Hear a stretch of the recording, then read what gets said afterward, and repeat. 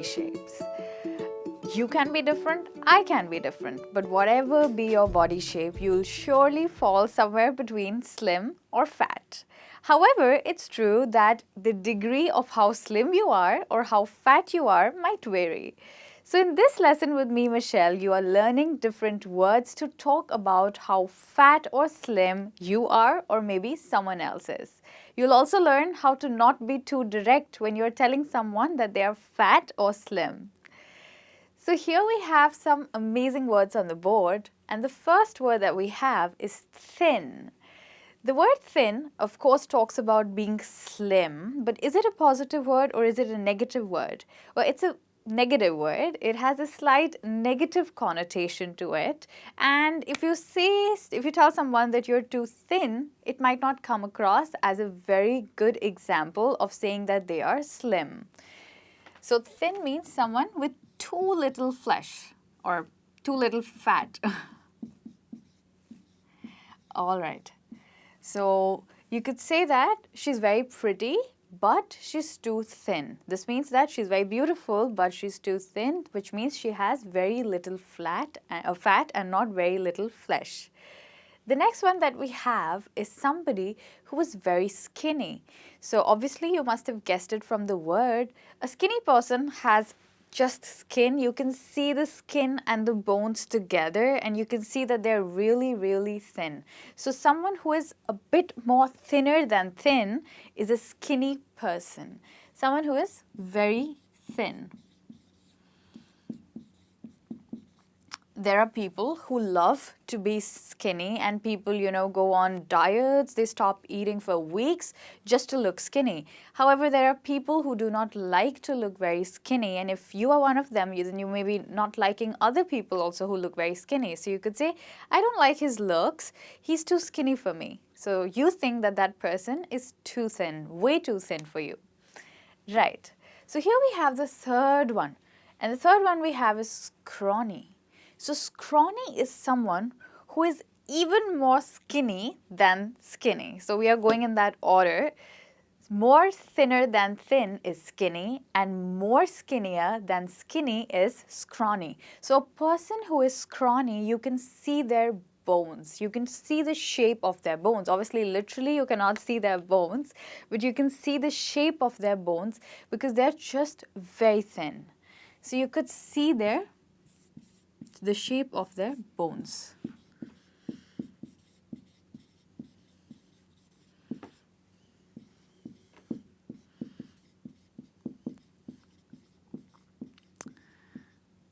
So you could say that James has always been a scrawny little kid. This means he has always been very, very, very thin, and you could always see the shape of his bones, and you could see that he's very thin, and he's still very thin possibly.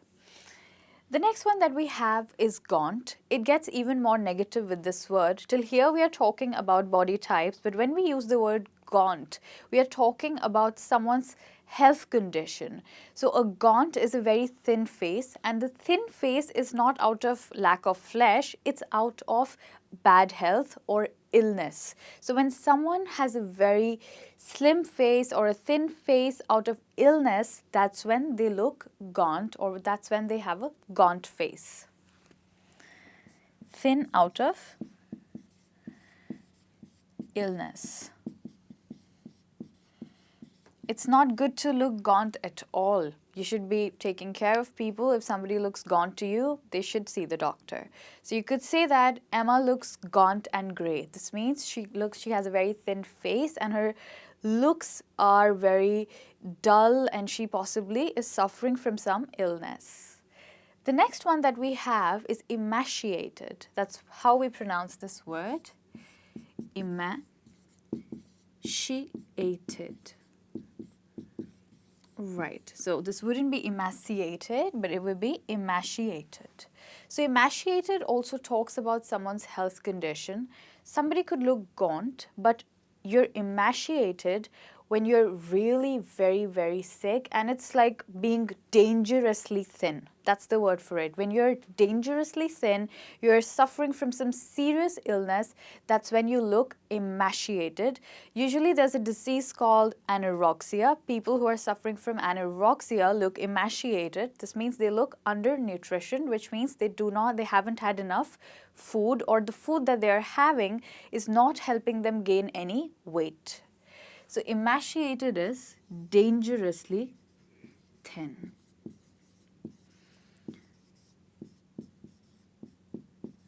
So if you go to a hospital, you'd often see a lot of patients emaciated. So you could say when I went to the hospital, I saw most of the patients were emaciated, or quite a few patients were emaciated. Right. So with this we come to an end of how to talk about someone being thin in a negative way, someone being thin in a negative way, all of these. Negative. And these are words that you wouldn't want to use very directly with somebody unless they're suffering from a medical condition, and you could say that they look emaciated or gaunt. But with these three, you need to be a bit careful. You would come across as a very rude person if you call someone scrawny, skinny, or too thin. Right. So there are better ways to tell someone who is really slim and looks great, and that is slim. If somebody is thin, okay, but they are also very attractive, you could say that they look slim. So you could say that Charlotte looked slim and lovely in the pictures, which means that she looked attractively slim or attractively thin.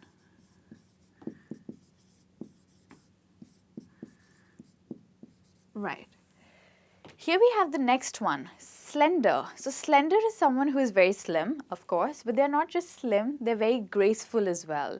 They look very beautiful and very graceful. So you could say Emma is small and slender, like a dancer. So dancers are usually very slender. You see their body type, they are very fit, they're very slim. And not only that, they look very graceful and beautiful. So gracefully slim.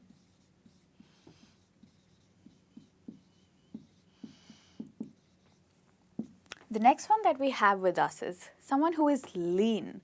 So this is a word that you would mostly use with men, someone who is strong and slim at the same time. So you could say that rugby players are usually quite lean. Strong and slim.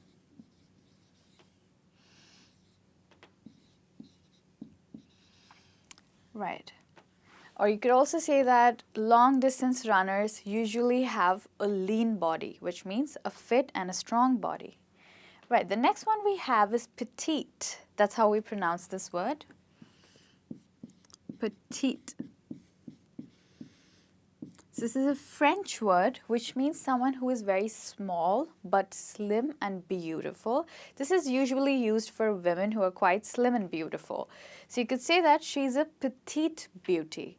And the word slight also has a similar meaning, someone who is small, beautiful and very delicate. So you could say that she's a slight or a petite beauty. Right. So we have so many words for someone who is very slim, but don't worry, we have no dearth of words for someone on the opposite side, which is someone who is fat. So let's look at the words here. Stocky. Now this is a very positive word for someone who has a strong build, a strong body. Like I told you earlier, rugby players are usually quite stocky, which means they have a strong build. They're muscular and generally quite wide. They're quite wide in their structure. So you could say that Rosh has always been stocky. The next one that we have is solid. It also has a very similar meaning like stocky. Someone who is